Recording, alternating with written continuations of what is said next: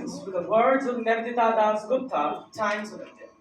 She said, quote unquote, when pandemic hit India in the very first week that India entered the lockdown in March 2020, our leader called on non-government organizations to help the government, knowing that there is nobody better placed than them to understand the pulse of the grassroots and engage closely with the communities.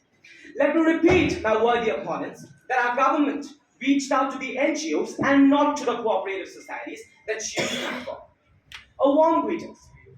Well, my worthy opponents argued that cooperatives, being community-driven organization, was able to reach the length and the breadth of the country. Well, I'll let the data speak for itself. Now, I'd like to request our respected judges to kindly refer to my first proof regarding the list of the top 10 donors to India's COVID-19 fight. And the irony is that even Akshay Kumar made it to the list, but not a single cooperative society, not even the world-renowned cooperative society like IFCO, which has a net worth of 188 billion crore. I repeat, my worthy opponents, 188 billion crore and Amul with a net worth of 16,000 crore. I must add that it would have made a huge difference in the fight against COVID if the big cooperatives like IFCO and Amul had pledged even 1% of their revenue towards the most vulnerable members of the society. But I'm sorry to disappoint my worthy opponents because that was just a wishful thinking.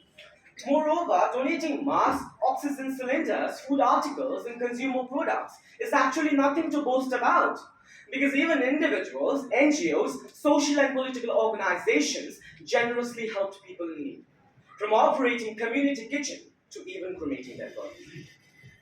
Well, my worthy opponents lauded few big cooperatives for their contribution during the COVID pandemic. How can they justify the role of cooperatives by simply emphasizing on the contributions of few big cooperatives is beyond my comprehension. Did they forget the suffering of the migrant workers during the pandemic? Well, I haven't. It still pains me to recall migrant workers trudging back to their villages hundreds of miles away barefoot. And who do you think is responsible for such a miserable plight of the migrant workers? I, my worthy opponents, would not hesitate to point my finger towards the cooperative societies because in spite of the fact that 91% of the villages in India are covered by cooperatives, still there is rural-urban migration in an alarming number. And why is it so? Because the village cooperative societies, my dear friends, are so ineffective that they fail to provide even minimum financial assistance to the rural people. So my humble suggestion to my worthy opponents is that stop glorifying the contributions of few big cooperatives, rather start analyzing the failure of the cooperatives in general in even uplifting their own members, let alone the tackling of the COVID pandemic. Now, I would like to talk about the role of cooperatives in strengthening the health sector, which is a part of today's topic. Well, my worthy opponents, there is no denying to the fact that Kerala cooperative health model helped to combat the lacking healthcare facilities.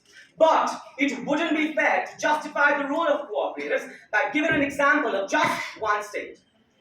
Because when I close my eyes and go back to 2020, scenes of hospitals running out of beds and people desperately searching for the life-saving oxygen breaks my heart. And when our government was unable to deal with the lack of hospital supplies, who do you think came to rescue at that challenging time? No, not the cooperative societies, my dear friends. It was the individual philanthropists, NGOs, social and political organizations who stepped up yet again. Because cooperatives, my dear friends, neither have the expertise nor do they have the finance to manage the COVID pandemic. Well, my worthy opponents, if you're still not convinced, then I urge you to think why NCDC launched 10,000 crore Ayushman Sehkar scheme for creating health infrastructures in the midst of the pandemic. I repeat, in the midst of the pandemic on 19th of October 2020. Because they realized that their contribution in strengthening the health sector during the COVID pandemic was equal to a big zero.